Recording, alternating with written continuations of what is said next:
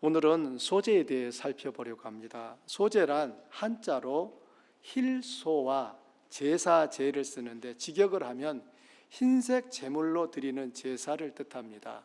그래서 소재란 곡식을 제물로 드리는 제사 방식을 의미합니다. 곡식을 빻으면 흰 가루가 되는 것을 떠올려 보십시오. 그 흰 가루로 예물을 삼아서 하나님 앞에 올려드리는 제사가 무슨 제사다? 소제라고 부르는 것입니다. 곡식 예물이 의미하는 것은 예배자가 수고한 열매이며 동시에 그 한 해 농사가 하나님의 은혜로 이루어졌다는 것을 의미합니다. 그 사실을 아는 예배자는 그 제물의 일부 중 가장 좋은 것을 하나님께 태워드리고 나머지는 제사장의 몫으로 주었습니다. 1절과 2절을 함께 읽어봅니다.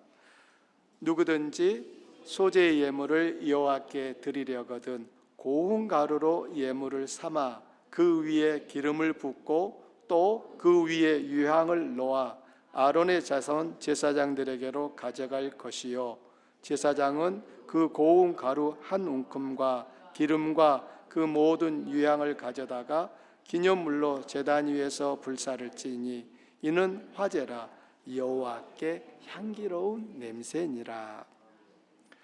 번제가 짐승을 제물로 바치는 제사라면 소제는 곡물을 바치는 제사였습니다. 제물로 사용된 짐승과 곡물이 의미하는 것은 먼저는 제사를 드리는 사람 곧 예배자를 상징하고 다른 하나는 예수 그리스도를 상징합니다. 예배자는 제물이 될 짐승의 머리에 안수하고 그 짐승을 잡아 제단에 올려 태웠습니다. 비록 제단 위에서 태워진 것은 소와 양과 염소였지만 그것들은 예배자 자신을 의미했던 것이고 범죄한 인간의 죄를 대신하여 죽으신 예수 그리스도를 의미했습니다. 범죄한 인간의 죄를 대신하여 죽으신 그 예수 그리스도가 이 제사 제도 안에 하나하나 나타난다는 사실들을 기억하며 이 제사를 다시 보시면 영적인 은혜가 크게 임할 것입니다. 오늘 본문에 나오는 소제의 예물 역시 예배자를 상징하고 예수 그리스도를 상징한다는 것을 기억해야 합니다. 번제에 해당하는 히브리어는 올라입니다. 여러분 올라 그 뜻은 올라가다라는 의미예요. 히브리어하고 한국말이 똑같네? 이게 아니고요. 히브리어로 올라라고 하는 그 의미가 올라가는 또는 올라가다라고 하는 뜻이 있다는 거예요. 연기를 타고 하나님께 올라가는 것을 의미합니다. 반면에 소제는 히브리어로 민하라고 부릅니다. 이 민하라고 하는 의미는 곡물 또는 예물이라는 뜻이 있어요. 여러분 곡물이 뭔지 아시잖아요. 윗사람에게 바치는 어떤 물건들인 거예요. 구약 성경이 기록된 시대에 어떤 지역을 다스리는 왕은 자기 위에 있는 영주에게 그의 지속적인 충성과 호의를 나타내는 표시로 예물을 드렸는데 그 예물을 민하라고 불렀다는 것입니다. 따라서 소제는 신실한 예배자가 자신의 신적 영주인 하나님께 바치는 일종의 곡물이었던 거예요. 제가 자꾸 발음이 곡이 기억이 아니고 이응 곡물이에요. 곡물, 예물 이렇게 생각하시면 좋겠어요. 소제를 드리는 예배자는 그 제사를 통해 왕이신 하나님께 자기의 지속적인 충성과 헌신을 고백하고 다짐했습니다. 여러분 소제는 몇 번 드렸을까요? 소제는 아침과 저녁에 드렸습니다. 여러분 아침과 저녁이라고 하면은 그게 무슨 말이에요? 어떤 의미죠? 시간적으로 볼 때 하루가 되는 거예요. 하루가 아침에도 소제를 드렸고 저녁에도 소제를 드렸다고 하는 것은 내 삶을 하나님 앞에 제가 드립니다 라고 하는 그 의미였던 것입니다. 이스라엘 백성들은 소제를 드림으로 하나님 앞에 당당히 나아갈 수 있었습니다. 이런 사실을 2절과 9절과 16절을 통해 확인할 수 있습니다. 여러분 2절, 9절, 16절에 공통적으로 나오는 하나의 문장이 있습니다. 무엇인지 한번 찾아보세요. 어떤 표현이 나온가요? 2절, 9절, 16절입니다. 이는 화제라 여호와께 향기로운 냄새니라. 이 표현이 2절에도 9절에도 16절에도 나와요. 여호와께 향기로운 냄새가 되었다는 그 의미는 하나님께서 그 제사를 기쁘게 받으셨다는 거예요. 예배자는 소제를 드림으로 하나님이 기쁘게 받아주시는 자가 된 것이고, 하나님 앞에 소제를 드림으로 당당히 설 수 있었던 것입니다. 그럼 소제가 없으면요, 예배자가 하나님 앞에 당당히 설 수 있었을까요? 아니죠. 구약시대에 드렸던 제사에서 반드시 예배자가 준비해야 되는 게 있었습니다. 그게 무엇입니까? 예물, 즉 제물이었어요. 그리고 그 제물은 곧 누구였습니까? 예배를 드리는 그 자신이었던 거예요. 예물을 드린다는 것은 예배자와 상관없는 어떤 것을 드린다는 것이 아니라, 예배자는 그 예물을 드림으로 하나님 앞에 저를 드립니다 라고 하는 것을 표현했던 것입니다. 여러분이 하나님 앞에 헌금을 드릴 때 여러분 어떤 마음으로 드리는가 생각해 보십시오. 남는 것 드리십니까? 아니면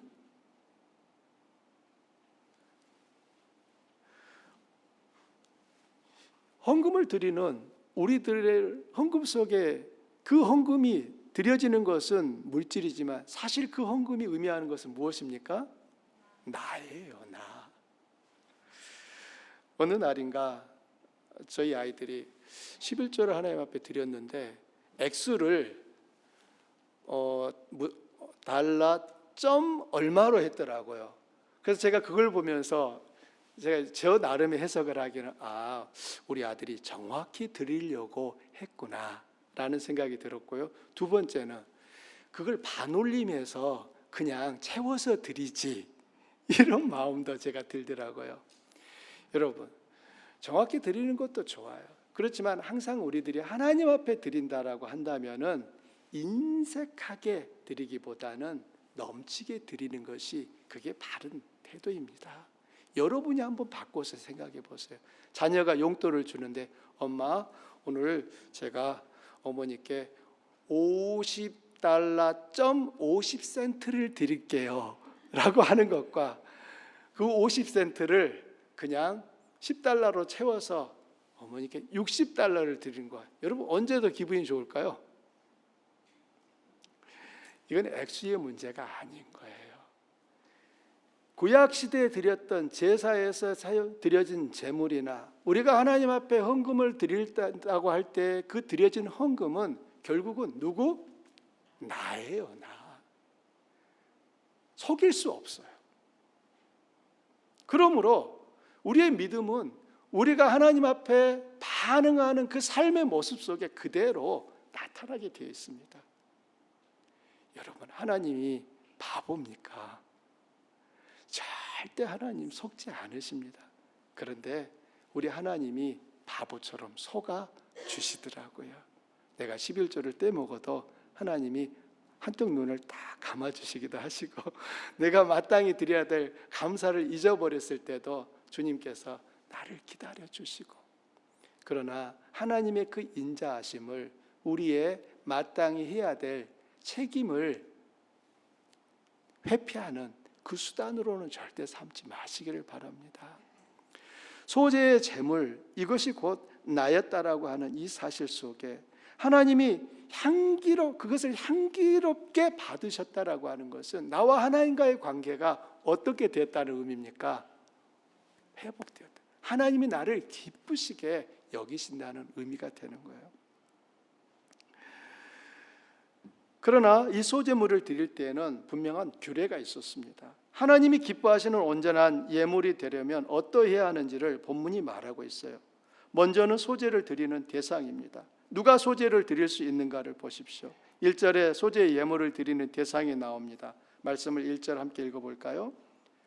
누구든지 소제 예물을 여호와께 드리려거든 고운 가루로 예물을 삼아 그 위에 기름을 붓고 또 그 위에 유향을 놓아. 자, 여기에 보면 소제를 드리는 대상이 누굽니까? 누구든지, 즉 원하는 사람은 누구나 드릴 수 있었다는 의미예요. 어떤 특정한 사람만이, 또한 어떤 특별한 자격을 갖춘 사람에게만 허용된 것이 아니라 자원하는 사람은 누구나 드릴 수 있었다는 점이 놀랍고 감격스럽습니다. 고대 사회에서 신에게 제사를 드리는 자격은 극히 제한적이었어요. 아무나 제물을 드릴 수 없었어요. 특별히 선택되고 인정받은 소수의 사람만이 그 일을 할 수 있었습니다. 그래서 그 역할을 맡은 사람은 권력을 갖게 되고 명예와 돈을 가질 수 있었습니다. 그런데 우리 하나님은 예물을 드리는 자격을 제한하지 않으심으로 하나님을 예배하는 그 일로 인해 사람이 사람 위에 군림하지 못하게 하신 것입니다. 그것은 하나님께서 사람의 외모를 보시는 것이 아니라 그의 중심을 보시는 분임을 보여줍니다. 예수님이 이 세상에 계신 동안 주님은 누구나 환영하고 맞아주셨습니다. 심지어 부정하다고 선언되었던 나병 환자마저도 주님은 맞아주셨습니다. 여러분, 나병 환자가 주님 앞에 왔어요. 그때 주님이 어떻게 하셨습니까? 만일 여러분 앞에 나병 환자가 다가왔다고 해보십시오. 드러난 얼굴에 붕대를 칭칭 감고 있고 그 사이로 이 고름 흔적들이 있고 벌써 가까이 다가오자마자 악취가 훅 풍겨지는 거예요. 여러분, 그럴 때 여러분 어떻게 반응하실 것 같아요? 어서 오세요 이렇게 하실까요? 아니면은 오지 말라고. 왜냐하면 구약의 율법에 보게 되면 부정한 사람과 접촉하게 되면은 그 사람도 부정해지거든요. 그러나 예수님은 어떻게 하셨습니까? 그 나병 환자가 왔을 때 예수님은 어떻게 하셨죠?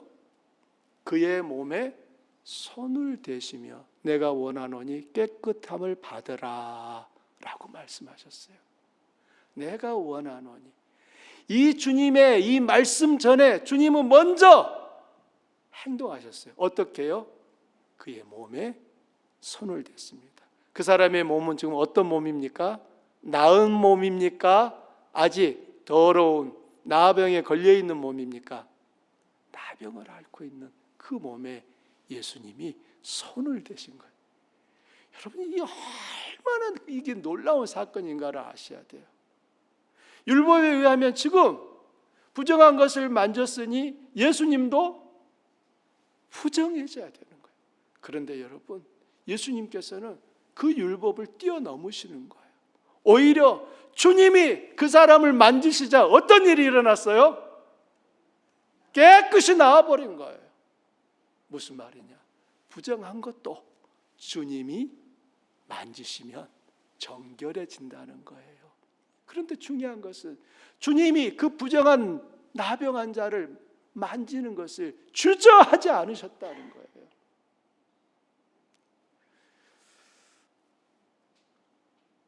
그 사람이 주님의 그러한 자기를 맞아주심을 보고 어떤 마음이 들었을까요?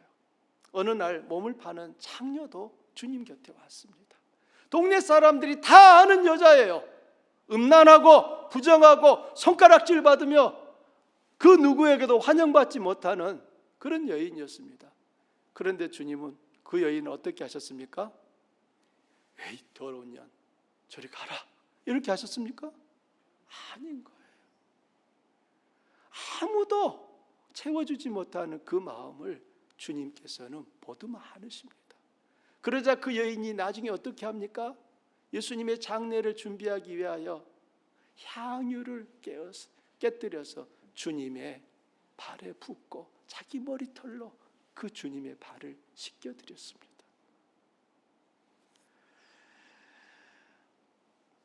우리들은 주님이 그들을 맞아주셨을 때 그 사람들이 어떤 감정을 느꼈을지 그 자리에 있지 않아도 알 수 있어요. 느낄 수 있어요. 그들은 분명히 감격하여 눈물을 흘리며 예수님을 자기의 주인으로 모시고 살겠다고 결단했을 것입니다. 그동안 하나님이 원치 않는 부정한 삶을 살았던 것을 버리고 이제부터는 죄와 죽기까지 싸우겠다고 결단하지 않았을까요? 우리가 소재를 통하여 확인하는 두 번째는 예물의 기준입니다. 소재는 누구나 드릴 수 있었는데 중요한 점은 반드시 고운 가루로 예물을 삼아야 한다는 것입니다. 고운 가루로 예물을 삼아 그 위에 올리브 기름을 붓고 또 그 위에 유향을 놓았습니다. 유향은 향이에요, 향. 마찬가지로 이 제물을 준비하는 사람은 예배자였어요. 제사장이 대신한 게 아니에요.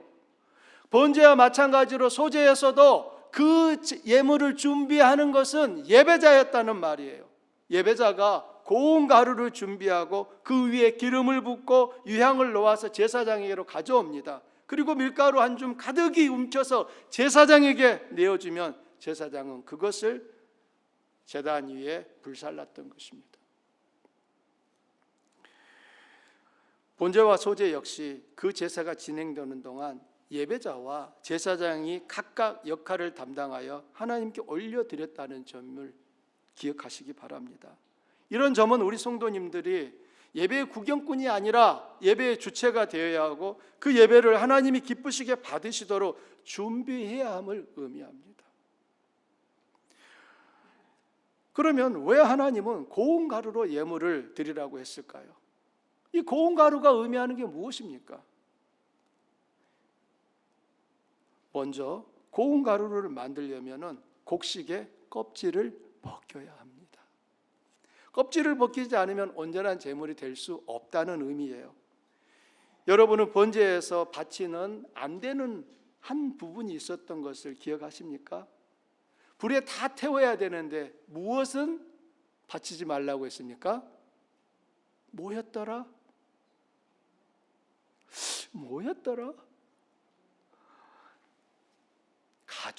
가죽. 짐승의 가죽, 소의 가죽, 양의 가죽, 염소의 가죽은 바치지 말라고 하셨어요. 왜 하나님께서는 번제에서 이 가죽은 바치지 말라고 했을까요? 가죽이 비싸고 쓸모가 아주 많기 때문입니까? 아닙니다. 하나님이 곡식의 껍질과 가죽의 짐승의 가죽을 바치지 말라고 하는 것은 똑같은 의미예요. 가죽과 껍질이 상징하는 것은 눈에 보이는 외형, 즉 겉모습입니다. 일반적으로 사람들이 관심을 쏟고 지속적으로 가꾸고자 하는 것은 겉모습입니다. 얼굴에 주름이 생기고 검버섯과 여드름이 올라오면은 무진장 신경을 쓰고 없애려고 합니다. 저희 집에도 아들이 둘이 있습니다. 그 중에 한 놈이 여드름이 올라와요. 제가 그 아이를 볼 때마다 시간이 너무 아까운 것 같은 마음이 들어요. 왜냐하면 그 화장실에 들어가면 얼굴에 난 여드름 관리하느라고 나오지를 않아. 그 시간이 얼마나 긴지 몰라요. 제 마음 같아서는 그 시간에 책도 좀 보고 성경 좀 보고 운동도 좀 하고 다른 거 하면 좋겠는데 그 아이의 일본 관심사는 이 여드름이 들어가는 거예요. 제가 한국을 방문하면서 깜짝 놀란 사실이 있었습니다. 어쩌면 만나는 사람마다 그 얼굴이 그렇게 뽀얗고 반질반질한지 너무너무 놀랐어요. 분명히 저분이 나이를 많이 드셨을 텐데 제 아내보다 더 젊어 보이는 거예요. 깜짝 놀랐습니다. 제 아내가 저와 함께 미국에 와서 생활하면서 없던 게 생겼어요. 얼굴에 여기저기에 이 기미가 확 퍼져가지고 컸어요. 그래서 제가 한국을 첫 번째 방문했을 때 아내에게 해주고 싶은 것이 당신 그 얼굴에 그 기미 벗겨줄게 이거였거든요.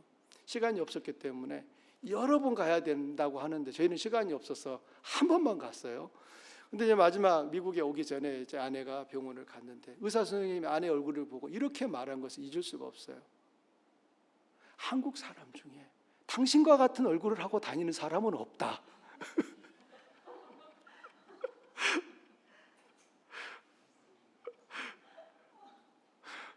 정말이었어요. 한국 사람 중에 제 아내와 같이 하고 다니는 사람은 없었어요. 물론 그때 한 번 하고 온 게 효과가 있어서 아직까지 효과를 보고 있지만 다시 나오더라고요. 왜 우리는 이렇게 겉모습에 마음을 쏟을까요? 사람들을 의식하기 때문인 거예요. 내 마음 안에 사람들에게 보여지는 것이 중요하기 때문이에요. 그런데 하나님은 사람의 겉모습을 기뻐하지 아니하시고 낮아지고 헌신하고 충성하는 변화된 속사람, 속모습을 기뻐하십니다. 이런 점에서 진정으로 가꿔야 하는 것은 겉사람이 아니라 속사람이죠. 겉은 화려한데 속은 그렇지 않다면 사람들은 금방 알아채요. 그 사람과 함께하기를 힘들어합니다. 반면에 겉은 평범한데 속이 꽉 찬 아름다운 사람 곁에는 누구나 함께 하고 싶어합니다. 여러분은 어느 쪽에 더 관심을 두시는지 스스로 한번 돌아보십시오. 여러분은 겉팝니까? 속팝니까? 어느 쪽에 더 마음을 쏟는 것 같으세요?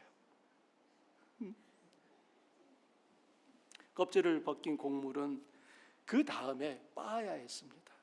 껍질 벗겼다고 다 끝난 게 아니에요. 고운 가루가 되려면 빻고 또 빻는 과정을 반복해서 진행해야 합니다. 지금처럼 정미소가 있어서 기계가 곡식을 빻는 게 아니잖아요. 지금처럼 비타믹스가 있어가지고 윙 갈아주는 게 아니잖아요. 저는 우리 성도님들 중에서 팥죽을 제일 맛있게 하는 분을 서모 자매님이라고 저는 단언해요. 그분이 그렇게 맛있는 팥죽을 할 수 있는 비결은 비타믹스예요. 제가 지금 믹서기를 광고하는 게 아니고요. 좋은 기계가 좋은 맛을 낼 수 있는 데 분명히 기여를 하더라는 겁니다. 옛날 그 시대에 고운 가루를 만들려면 여러분 어떻게 했을까요? 비타믹스가 있었어요? 없었다니까요. 고운 가루예요. 고운 가루. 여러분 곱다는 게 뭡니까? 만져봤을 때 아무것도 이 거칠은 게 없는 상태가 고운 가루 아닙니까? 여러분 그러면 그 당시에 고운 가루를 만들려면은 우리가 생각해 볼 수 있는 것은 절구에 곡식을 넣고 찢고 그것을 빻고 했겠죠. 몇 번이나 하면은 고운 가루가 됐을까요? 고운 가루라고 하는 그 의미 안에는 예배자의 정성이, 헌신이, 사랑이 다 담겨져 있는 거예요. 하나님 앞에 나올 때 너희가 소제물을 드리되 고운 가루로 드려라 라고 하는 것은 우리가 하나님 앞에 드리는 예배가 어떠해야 함을 가르쳐 주시는 것입니다. 그런데 우리가 어떻게 합니까? 많은 경우 시간 없어서 오늘 못 가요. 시간 남으면 갈게요. 이렇게들 마음을 먹으신다고요. 여러분 헌신이라고 하는 것은 내가 남는 것을 드리는 걸 헌신이라고 하지 않습니다. 시간이 남아서 드린 거 그거 헌신 아니에요. 돈이 너무 많아서 드리는 헌금 그거 헌신 아니에요. 내게도 너무 필요하고 나도 너무 바쁘지만 그 일이 귀하고 하나님 앞에 드리는 거기 때문에 다른 것을 포기하고 드리는 것을 우리는 헌신이라고 말하는 것입니다. 여러분 헌신의 한자어는 몸을 바친다는 거예요. 고운 가루는 헌신을 말 그대로 의미하는 거예요. 하나님 앞에 드려지는 거기 때문에 그 예배자는 그 곡식을 빻으면서 만져보고 아직도 거칠으면 다시 빻고 하는 일을 반복하고 또 반복했을 거예요. 어린 시절 저희 집에도 절구가 있었습니다. 처음에는 못 모르고 그게 너무 재밌어 보여가지고 나도 할게 했는데요. 막상 하라고 하니까 이 절구 방망이를 드는 것도 무겁고 그 절구 방망이를 내려치는 것도 힘들고 그 내려친 것이 다 깨져가지고 보드러워질 때까지 하는 게 보통 힘든 게 아니었어요. 제가 중간에 도망가 버렸어요. 못하겠더라고요. 고운 가루, 하나님 앞에 드리는 예물은 고운 가루로 만든 것이라야 한다는 것을 잊지 마시기를 바랍니다. 소재의 예물이 고운 가루로 만들어야 하는 사실은 우리 자신이 하나님이 받으시는 온전한 제물이 되기 위해서는 빻아져야 한다는 의미입니다. 껍질 그대로는 하나님을 기쁘시게 할 수 없다는 사실을 기억하십시오. 내게서 껍질을 벗겨내야 합니다. 그리고 빻고 또 빻아야 하나님이 받으시는 온전한 예물이 됩니다. 나만 장군이 문둥병에 걸렸어요. 선지자가 그에게 요단강에 가서 7번 씻으라고 했습니다. 여러분, 이 나만이 해야 될 첫 번째 행동은 무엇이라고요? 옷을 벗는다예요. 옷을 벗어야 돼요. 그러나 옷을 벗고 싶지 않아요. 왜요? 옷 안에 감춰뒀던 그의 나병이 드러나는 게 싫으니까, 수치스러우니까. 그러나 하나님 앞에 나아갈 때는 껍질을 벗겨내고 고운 가루가 되어서 빠여서 주님 앞에 나아가야지, 아무렇게나 나아가게 되면 그 예배는 하나님이 받으시지 않으신다는 것입니다. 날마다 내게서 벗겨야 할 껍질, 빠야 할 것들이 무엇입니까? 자신을 높이는 교만과 불순종과 자기의 욕망을 채우려는 그 정욕과 자기를 자랑하는 그것들을 날마다 벗겨내고 빠야 된다는 것입니다. 잠깐이라도 우리가 방심하면 어느새 벗겨냈던 껍질이 다시 입고 그 껍질을 다시 입어요. 방금 전까지 다 벗겨내놓고는 뒤돌아보면 다시 그 껍질을 다 하나둘 입어요. 고운 가루가 되지 않은 거칠고 딱딱한 그 알맹이 상태로 다시 하나님께 나아가려고 하고 사람들을 대하는 우리 모습을 보지 않습니까? 슬픈 현실이죠, 사실. 아낌없이 버려야 될 것들을 왜 다시 주워서, 아이고 아까워, 다시 주워서 가져온단 말이에요. 이사를 하실 때마다 느끼시잖아요. 내가 알지도 못한 게 이렇게 많이 있었나. 똑같은 것도 한두 개가 아니라 여러 개 있는 거 보잖아요. 그리고 그때마다 결단하죠. 절대로 짐을 늘리지 않아야지. 그런데 다음번 이사할 때는 어떻게 됩니까? 못 버린다고요. 사랑하는 성도님들, 신앙이 좋고 깊다는 것은 날마다 자기를 덮고 있는 껍질을 벗기고 절구에 빻고 빻는 일을 계속 하는 것입니다. 이것을 하지 않으면 오랜 세월 예배당에 다녀도 삶의 변화가 나타나지 않아요. 우리가 힘쓰고 소중히 여기며 지켜야 하는 것은 교회로부터 받은 직분이나 신앙 연수가 아니라 날마다 새로워지는 삶이어야 합니다. 믿음이 구체적으로 삶의 변화로 나타나지 않는다면 그 믿음은 확인해 보셔야 해요. 어쩌면 자기도 모르는 사이에 믿음이 죽어버렸던지, 아니면 처음부터 믿음이 없었는데 믿음이 있는 것으로 착각하고 있었는지 모릅니다. 예수님은 만일 너희에게 믿음이 겨자씨 한 알만큼만 있어도 이 산을 명하여 여기서 저기로 옮겨지라 하면 옮겨질 것이요 또 너희가 못할 것이 없으리라고 하셨습니다. 믿음은 생명력과 역동성이 있습니다. 믿음은 움직이게 한다는 거예요. 변화를 이끈다는 거예요.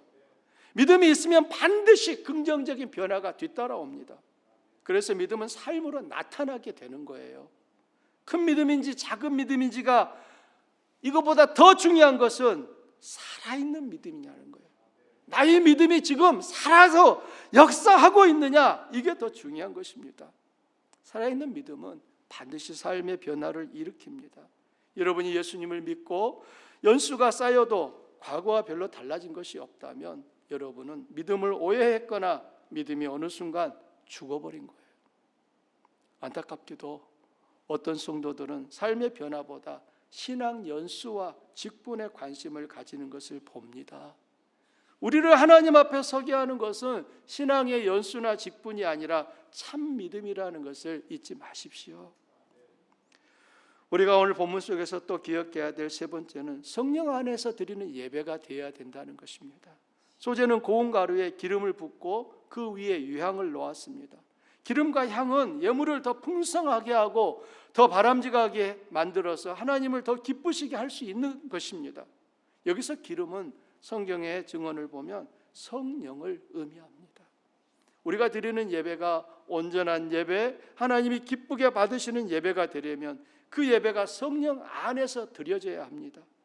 예배에서 중요한 것은 형식과 절차보다 성령의 임재입니다. 성령이 임재하는 예배는 우리를 하나님께로 더욱 가까이 이끕니다.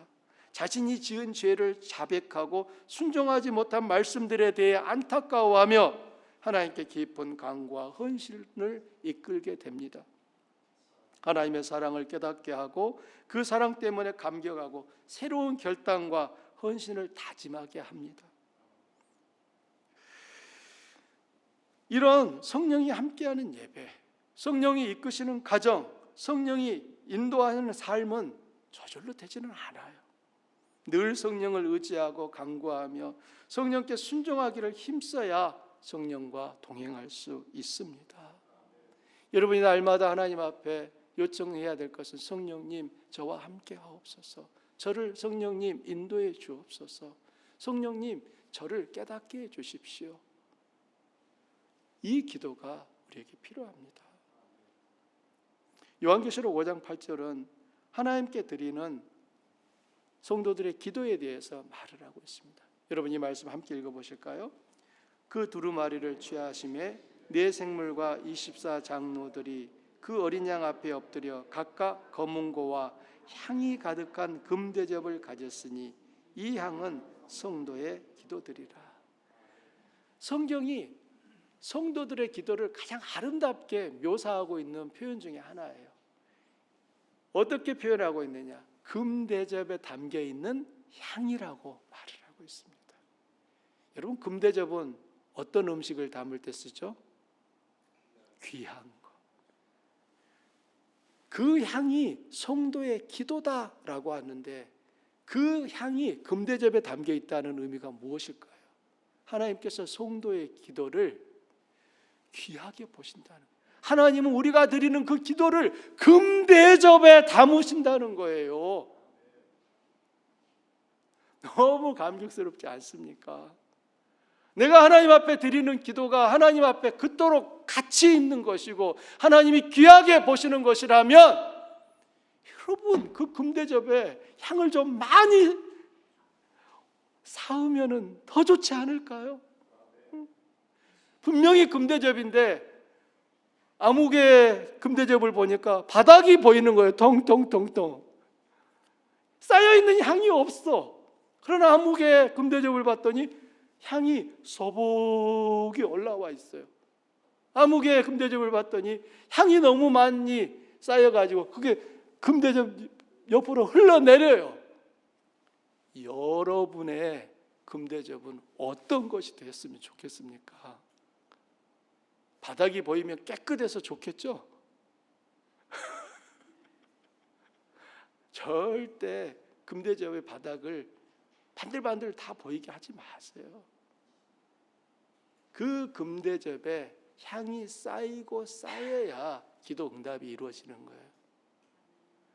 놀라운 사실은 그 쌓인 향을 하나님께서 즉시 응답하는 게 아니라 응답의 시점을 뭐라고 말해요? 그 금대접에 성도의 향이 가득 쌓이면 하나님께서 응답하신다고 말씀을 하고 계셔요. 여러분이 한 번 기도해 놓고 하나님 응답하실 거다. 물론 그렇게 하실 때도 있어요. 그러나 하나님은 그 기도 제목을 통하여 우리를 변화시키기를 원하시기 때문에 하나님은 더 기도하게끔 만든다는 사실입니다. 하나님은 성도들의 기도를 향기로운 향으로 여기십니다. 향이 어떤 의미를 갖는지 외출할 때 우리가 향수를 뿌려보면 금방 알잖아요. 향수를 뿌리는 순간 향기로운 향이 꼭 코끝에 진동하잖아요. 그 냄새는 그 사람뿐만 아니라 그와 만나는 사람까지도 동일하게 느낍니다. 그래서 우리는 성령의 임재를 위해 늘 기도해야 하는 것입니다. 예배 가운데 하나님께서 만나 주시도록 간구하시라는 거예요. 고운 가루에 올려진 향은 그 제물을 더욱 가치 있게 만들었습니다. 향이 성도들이 하나님께 드리는 기도이고 감사와 찬양이라면 우리들이 예배할 때마다 하나님 앞에 더 큰 감사와 그분을 더 큰 찬양으로 그분 앞에 나아갈 수 있기를 소망합니다. 번제와 소제에 다른 점이 있습니다. 번제는 가죽을 제외한 모든 부위가 불에 태워졌다면 소제는 고운 가루 한 움큼만 제단 위에 불사르고 소제물에 남은 것은 제사장에 주었습니다. 소제는 단지 소량의 제물만 불에 태우고 나머지는 제사장이 먹게 한 거예요. 즉 제사장의 소유가 되게 한 것입니다. 4절과 7절에 보면 소제물로 쓰이는 음식이 다양했다는 사실을 알 수 있습니다. 먼저 4절에 보면 소제물은 화덕에 굽거나 구운 것으로도 드릴 수 있었어요. 또 5절에 보면은 철판에 붙였다. 이 철판에 붙였다는 것은 약간의 기름을 발라서 마치 후라이팬처럼 사용하는 그 팬에서 붙여냈다는 의미예요. 또 냄비에서 구웠다. 이것은 냄비 안에서 튀겼다 그 말이에요. 7절에 나오죠. 화덕에 구운 것도 철판에 붙인 것도 냄비에서 구워낸 것도 모두 다 소제의 제물이 될 수 있었습니다. 특별히 추수기에는 첫 이삭을 볶아서 찍은 것을 드렸다라고 합니다. 자, 보십시오. 이것들은 평범한 일상 속에서 먹는 음식들이에요. 여러분, 돼지고기를 먹는 방법 몇 가지나 알고 계십니까? 가장 즐겨 먹는 돼지고기 먹는 방법은 뭐죠? 삼겹살, 구워 먹는 거잖아요. 그럼 그것만 합니까? 수육, 그거만 않습니까? 볶음, 그것만 있나요? 김치찌개도, 탕수육도. 여러분 지금 여기서 나오는 4절부터 7절의 이 소제물을 만드는 방식은 그냥 그들이 일상생활 속에서 먹는 것, 음식을 지금 말하고 있는 거예요. 이 모든 게 다 가능했다는 사실이 중요해요. 평범한 일상 속에서 먹는 그 음식들, 이게 무엇을 의미합니까? 하나님께 예배하는 삶은 우리의 평범한 삶의 일상이라는 거예요. 내 삶 속에서 어떤 특별한 때, 특별한 장소가 아니라 나의 일상이 예배가 되어야 한다는 것을 말하는 것입니다. 일상의 삶은 엉망으로 살면서 주일날 예배 때는 최선을 다한들 과연 그 예배를 하나님이 기쁘게 받으실까요? 요한복음에 보면 수가성의 우물가에서 만난 여인이 예수님에게 어디서 예배해야 합니까? 묻습니다. 그때 예수님 뭐라고 하시죠? 하나님이 영이시니 예배하는 자는 영과 진리로 예배할지니라 라고 대답하십니다.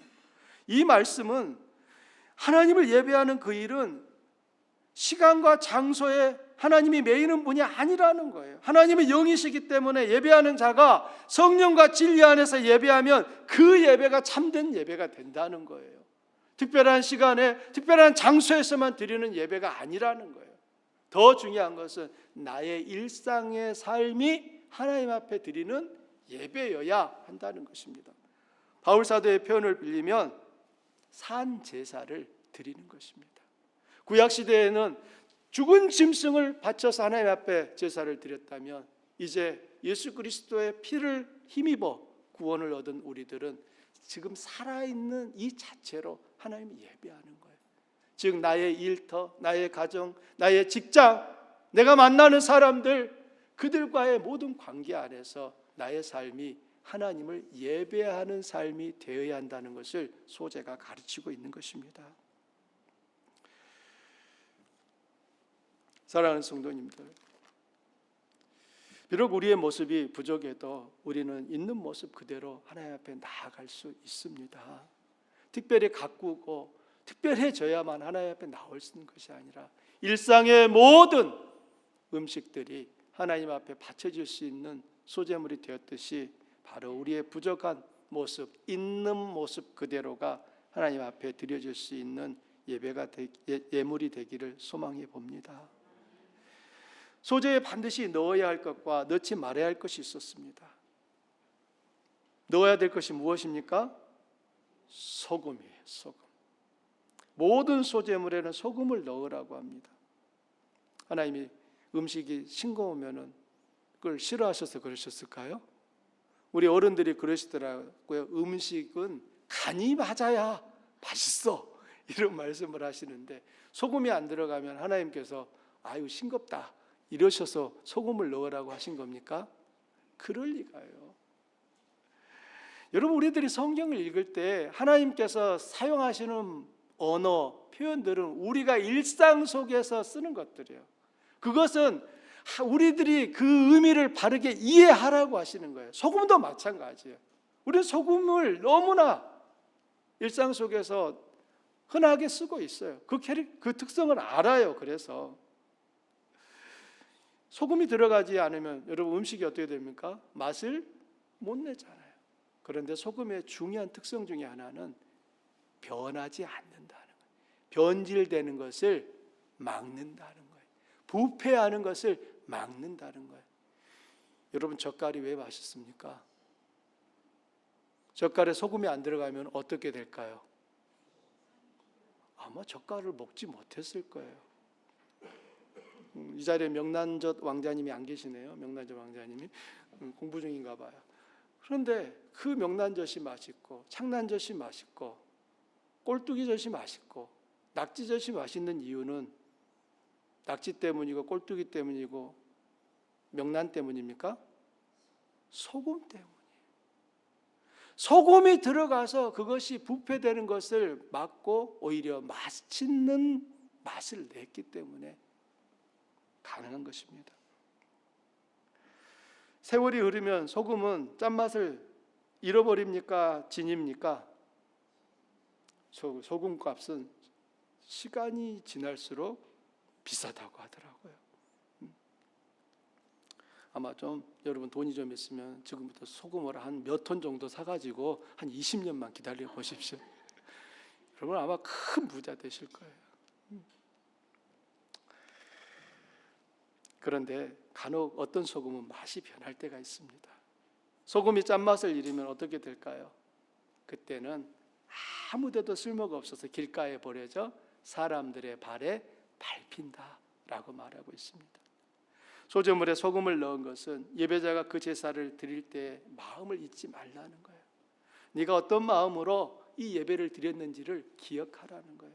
네가 이 예배를 드리고 다시 일상의 삶으로 돌아가지만 네가 예배를 드렸던 그것을 기억하고 너의 일상의 삶을 이루어 가라는 것입니다. 하나님 앞에 가졌던 그 결심, 헌신, 감사, 충성, 그 순종을 지키라는 것입니다. 더 나아가 하나님과 맺은 언약의 영원함을 기억하라는 것입니다. 하나님이 예배자에게 하신 그 약속은 세월이 흘러도 변하지 않는다는 것을 잊지 말라는 거예요. 고대 사회에서 헬라인과 아랍인들은 서로 간에 이 언약을 맺은 후에는 함께 먹는 게 있었습니다. 소금이었대요. 소금. 계약을 맺은 두 당사자가 그 자리에서 소금을 먹는 거예요. 그 언약을 지키겠다는 다짐을 나타내는 것입니다. 이 소금이 변하지 않는 것처럼 나도 내가 지금 맺은 이 언약을 기억하겠습니다. 이 의미가 소금에 담겨 있었던 거예요. 반면에 소제물에 넣으면 안 되는 것이 있었습니다. 그것은 누룩과 꿀입니다. 11절을 보십시오. 너희가 여호와께 드리는 모든 소제물에는 누룩을 넣지 말지니 너희가 누룩이나 꿀을 여호와께 화제로 드려 사르지 못할지냐. 여러분 이상하지 않습니까? 여러분 꿀 좋은 거 아닙니까? 누룩 필요한 거 아닙니까? 그런데 왜 하나님께서는 이 소제물에 이 좋은 꿀과 누룩을 넣지 말라고 하셨을까요? 누룩이 상징하는 것이 죄고 꿀이 상징하는 것은 쾌락이기 때문입니다. 하나님께 드리는 예배에 죄와 자기 욕망이 개입하지 못하게 하라는 거예요. 어떤 사람들은 죄에 대한 아무런 회개와 반성 없이 하나님을 예배하면서도 자신의 쾌락을 쫓는 삶에 대해 아무런 문제의식을 가지지 않고서 예배를 드린다는 거예요. 예배를 드리고 나서 밖에 나가서 간음을 저지르고 도둑질을 하고 사람을 속이는 사기꾼의 삶을 버젓이 삽니다. 그리고 다음 주일에 다시 또 예배당에 와서 하나님을 예배한다고 할 수 있다고 생각합니다. 여러분 하나님께서는 그것은 예배가 아니라고 말하는 거예요. 하나님 앞에 드리는 이 소제물에 누룩이 첨가되어서는 안 되고 꿀을 섞으면 안 되는 이유가 바로 여기 있는 거예요. 앞서도 말씀드렸던 것처럼 소제물에서 드려지는 그 제물은 누구다? 나란 말이에요. 내가 하나님 앞에 엉망으로 살면서 주일날 예배만 똑바로 드리면은 하나님이 그 예배를 받으실 거다? 그런 일이 없다는 것을 주님 말씀하시는 것입니다. 어떤 사람은 예배를 드리고 봉사하고 섬기고 헌신하면서도 그 순간마저 자기를 드러내고 사람들로부터 인정과 칭찬을 받을 기회로 생각하는 사람이 있습니다. 그 동기가 하나님의 은혜에 대한 감사와 하나님에 대한 사랑이 아니라 겉으로 하나님을 내세우지만 그 내면에는 자기를 높이려는 그 마음이 있을 수 있다는 것을 경계해야 합니다. 저도 여러분도 마찬가지예요. 우리가 예배할 때에도, 우리가 공동체를 섬기기 위하여 헌신할 때에도 그 일을 통하여 나를 인정받고 높이고자 하는 그 마음에서 하는 거라면 그것은 소제물에 누룩을 넣고 꿀을 넣은 상태로 올려드리는 것과 같은 것이 됩니다. 마지막으로 살펴볼 것은 남은 소제물의 처리입니다. 자, 8절부터 10절을 함께 소리내 읽어봅니다.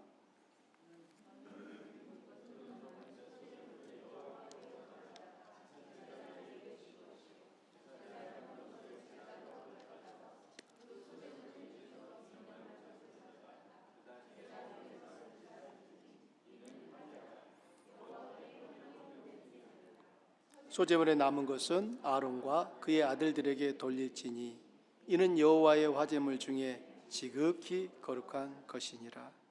하나님께 드리고 남은 소제물은 어떻게 처리되었습니까? 제사장의 몫으로 주었습니다. 왜 하나님은 그렇게 하라고 하셨을까요? 남은 소제물을 통해 제사장의 생계가 유지되기 때문입니다.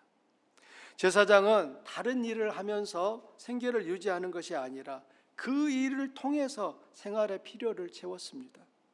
하나님은 이스라엘 백성들에게 너희들의 남은 소제물로 제사장들의 필요를 공급하라는 거예요. 소제는 아침과 저녁에 드렸다고 말씀드렸는데요. 그렇게 드리고 남은 소제물을 제사장들의 주 수입원으로 제공되었던 것입니다. 이것은 오늘날 교인들도 사역자들이 적절한 양식을 받도록 보장할 책임이 있음을 의미합니다. 바울은 고린도전서 9장 13절과 14절에 이렇게 말하고 있습니다. 성전의 일을 하는 이들은 성전에서 나는 것을 먹으며 제단에서 섬기는 이들은 제단과 함께 나누는 것을 너희가 알지 못하느냐. 이와 같이 주께서도 복음 전하는 자들이 복음으로 말미암아 살리라 명하셨느니라. 예수님 역시 동일한 말씀을 누가복음에서 하셨습니다. 그 집에 유하며 주는 것을 먹고 마시라. 일꾼이 그 삭슬 받는 것이 마땅하니라. 예수님과 바울에 따르면 사역자는 자신의 설교와 사역에 대해 보수를 받을 자격이 있습니다. 더 나아가 결혼한 사역자는 그 가정을 유지하기 위한 부양비도 받아야 한다고 말을 합니다. 이에 대한 바울의 말을 들어보십시오. 누가 자기 비용으로 군복무를 하겠느냐? 누가 포도를 심고 그 열매를 먹지 않겠느냐? 누가 양떼를 기르고 그 양떼의 젖을 먹지 않겠느냐? 저는 우리 성도님들에게 저에게 이렇게 해달라고 말하는 게 아니에요.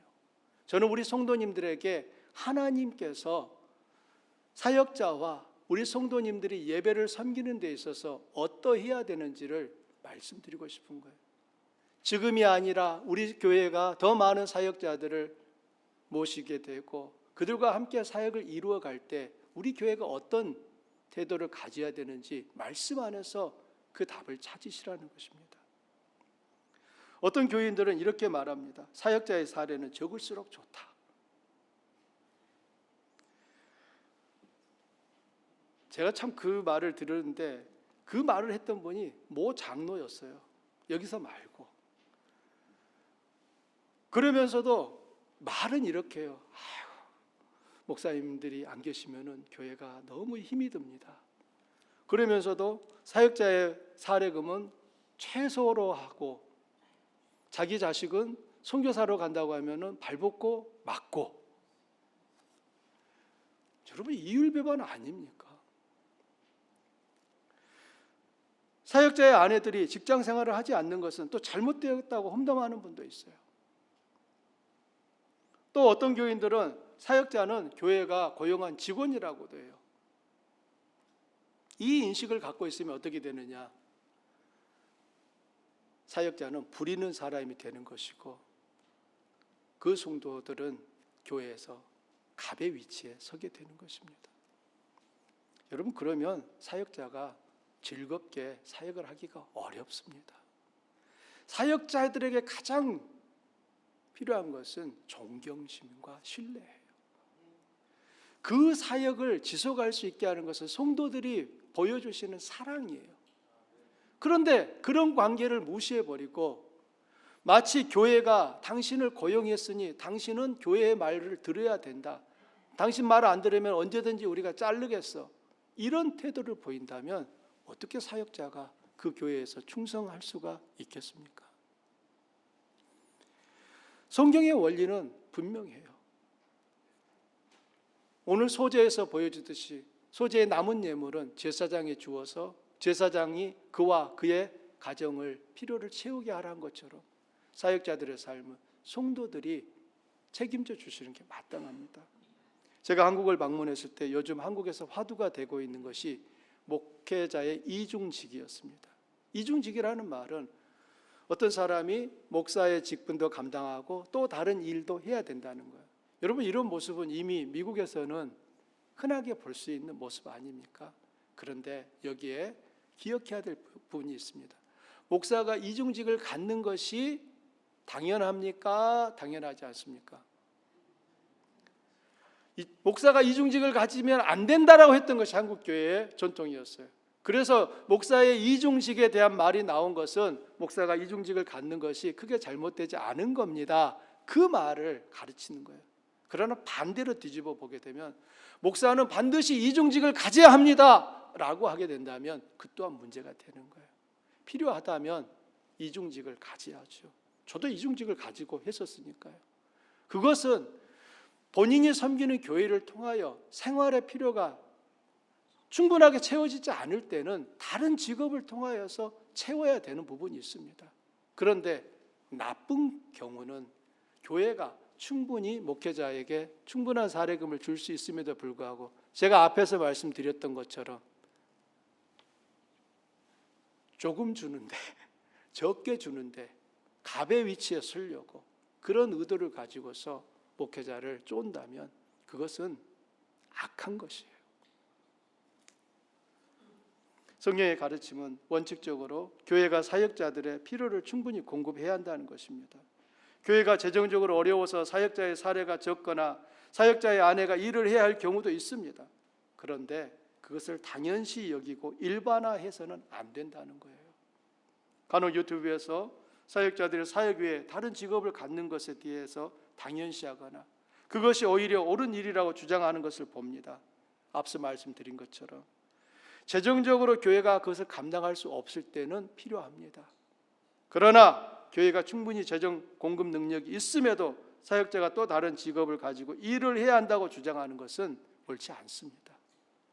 말씀의 결론입니다. 예배자는 자신을 향한 하나님의 인자하심과 사랑의 감사의 행위로 생산한 곡물 가운데 일부를 돌려드렸습니다. 예배자가 드린 그 곡식은 예배자 자신이었습니다. 따라서 예배자는 고운 가루에 기름과 향을 섞어서 드렸습니다.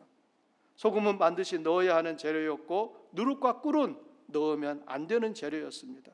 그렇게 드린 소제물의 남은 것은 제사장에게 돌려졌습니다.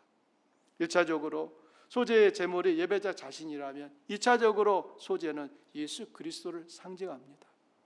예수님은 광야에서 만나로 제시되었고 요한복음에서는 생명의 빵으로 소개됩니다. 구약에서는 우리가 하나님께 빵을 드렸다면 신약에서는 오히려 그리스도라는 빵을 하나님으로부터 우리가 받고 있습니다.